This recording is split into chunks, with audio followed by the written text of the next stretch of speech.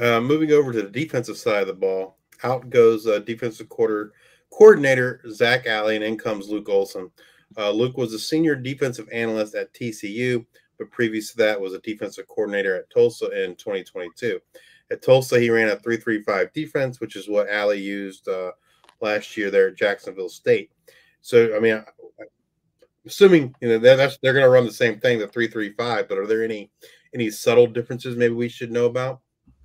It's kind of I was talking with Luke a little while ago. I think it was a couple months ago. He said pretty much, we're going to keep doing what we do well, and it's pretty much going to be the same thing. There's going to be a lot of, defensive backs on the field. He's pretty much running the exact same thing, and he's still kind of figuring out the defensive.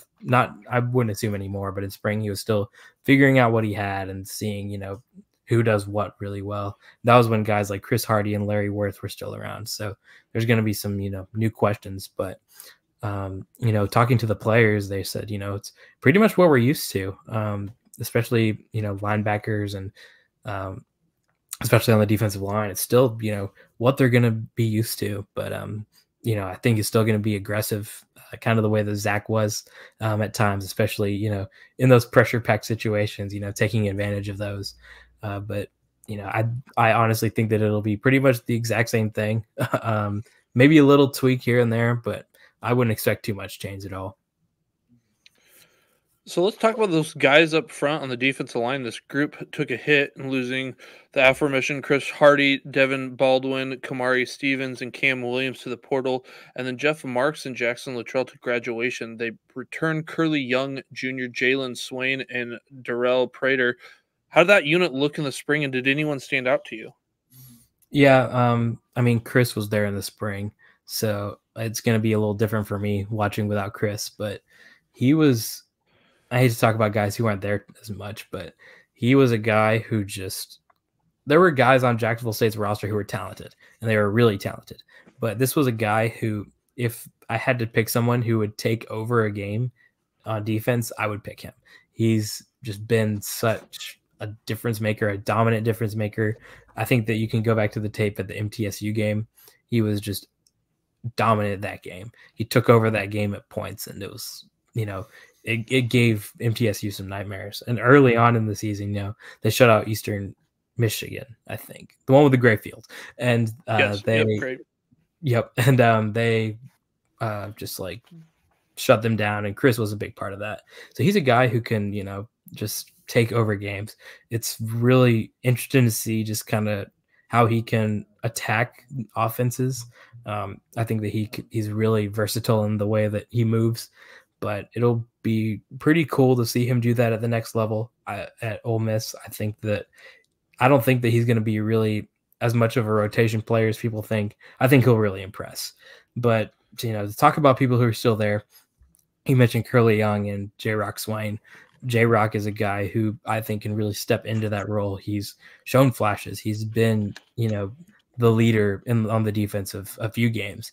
And I think that he's a guy who can be really good. And Curly as well. I mean, he was a guy who I showed a lot of flashes to me. He was kind of, filling in there and going here on defense. But, as you mentioned, he's a returner. He knows what's going on. Excuse me. And Jacksonville State has a few guys coming, in through the portal and a few freshmen. But those two guys, I think, will be really valuable for a team, for a unit that's still trying to find its identity, probably, just because of how many people are gone. Moving over to the linebackers, they do lose their leading tackler from last year, Quade Drake, to graduation. The aforementioned Larry Worth is off to Arkansas. They do bring in Reginald Hughes from Ole Miss, and then they also return Alicia Hale and others. How did the linebackers look in the spring? Again, Worth was there.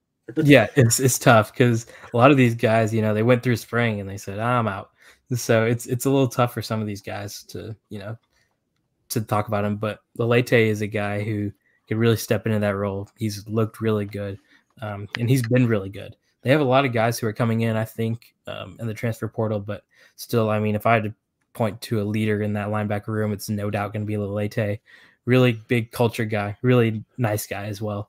I think that there's another name that you should know, Jabril Al-Amin. He's kind of been a guy who's been talked about a lot and known that he has talent there. But I think that this could kind of be the year where, as they're settling in, he could, potentially get some snaps in just because he knows the system. He was there last year. But, to answer your question, I think that Lelete is going to get a lot of action and well-deserved action. He looked really good in spring. Obviously, kind of pairing with Larry was helping him a lot, but still, he's going to have that talent. He has that drive. So I think that he's going to be the guy who will see a lot of the, tackles from last season kind of put on his stat sheet for sure. Do you think he kind of moves over into the role vacated with Worth leaving, or? It's tough. I mean, obviously they're two different players, but he's obviously, he's an aggressive guy. I think that he played the type of defense that Zach wanted, just aggressive, just get after it. And I think that he can get after the quarterback. He can get on running backs pretty quickly. He can get off the ball really quickly. So I think that, he's a guy who could, potentially fit into that role, but there's a lot of other roles I could see him into. So I think that, to answer your question, I think he'll get a lot of tackles this year for sure.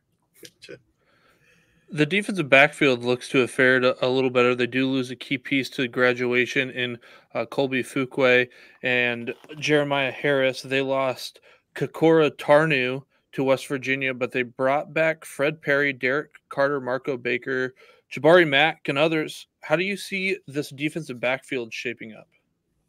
So last year, Jabari went down with an injury, and I had a lot of question marks there, but the defensive back room really looked pretty good, considering there were some injuries. Obviously there was a lot of talent there. Colby was kind of a guy who was everywhere on the field, and Jeremiah Harris, Jacksonville had two guys who were playing 7th years of football. It was Zion Webb and Jeremiah Harris last year. Really interesting situations, but Rich Rod called him, he was the extension of the coaching staff. So it's going to be interesting losing him, not just as far as a defensive back group, but another quote unquote coach on the field.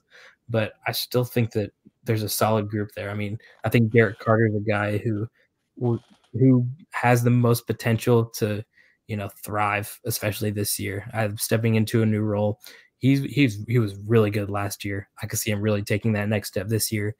And if he chooses to go to another program, so be it. But I think that he could thrive at Jacksonville State if he was still there. They brought a lot of talent in the transfer portal. It was a lot of guys who, kind of saw a few special team snap at the Power 5 level, but couldn't really break into getting in the rotation, and they came to Jacksonville State. So it seems like, they have talent there and they have potential there. So I think a lot of holes are going to be filled by that room. But I think that Derek Carter's a name to know. Jabari's a name to know as well. And there's a few other guys, in that safety room. You mentioned Fred Perry. I think that he's a guy who plays safety, but he's still, if he's sitting there and he sees an opportunity to get after the quarterback, he's going to run as fast as he can. And he's just like a bullet train. I mean, he's really fast. So there's a lot of guys who I think could take, a lot of new snaps and old snaps. There's a lot of familiar faces coming back as well. And Kaiwan McCray is another guy who, like Ron Wiggins, entered the portal, kind of tested the waters. I think he had James Madison and Texas State, among others, offer him, from what I remember, and decided to, go back to Jacksonville State. So there's guys there who are veterans and have potential. So I think they'll be fine. But if anything else, they've really added depth, especially during this summer period. Do you expect who do you expect to take Colby Fuquay's position there in that Nick role on the defense? I mean, I think that there's a lot of guys who, I keep saying there's a lot of guys, but there's a lot of guys who can kind of blend into that role. I mean, I think that it's not going to be one person, I don't think. I mean, Fred Perry's kind of a guy who can, get after the quarterback when needed, but can also be really good in coverage. I mentioned Kaiwan McCray. I think that he's a guy who, can kind of do the same thing. They were pretty good, they're pretty good examples of what they can do. But, I don't think that it's going to be one person replacing Colby. But in that role, I mean, it just seems like there's a few guys who can, play at linebacker. They can play at, cornerback. They can play at safety. They can do a lot of things. And I think that's one thing that Jacksonville State and Rich Rod especially do really well, is kind of finding athletes. They don't just take, we need a running back, we need a quarterback. There's a few guys who are freshmen who are being recruited as athletes, and just kind of, we'll see what we can do with you. And they played on both sides of the ball. I think that's something Rich Rod does really well as far as evaluating talent. So it'll be interesting to see who steps into that role, but I think it'll be more than one person if we're talking about replacing Colby. If you had to pick a defensive player to have a breakout type season in 2024, who would that be? I'll give you a couple answers. My cop-out answer, I'll say Jabari Mack really, kind of suffered because of injuries. I think that he would have been a really key piece in that, defense last year. And not that the secondary wasn't good. I mean, I just think it would have, been better if they had that depth with him there.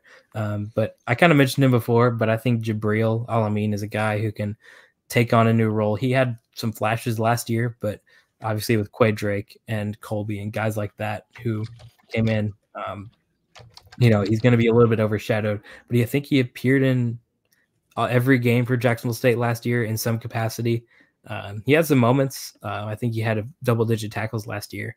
But at the same time, I mean, I think that whenever there's new guys that are coming in, I think that he'll still be able to kind of find that spot and latch onto it, especially as they're kind of trying to find that identity with the new guys.